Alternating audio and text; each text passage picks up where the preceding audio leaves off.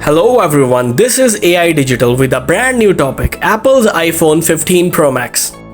Apple's iPhone 15 Pro models will be available with a new 2TB maximum storage options, claims a new rumor coming out from China.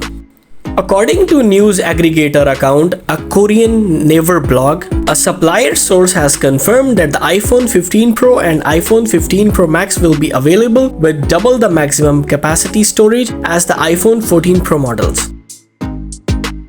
In addition, Mac Rumors has discovered a Weibo account that posted over the weekend making the same claim, while adding that the Pro models are likely to start a minimum of 256GB storage rather than the current base 128GB capacity on iPhone 14 Pro models.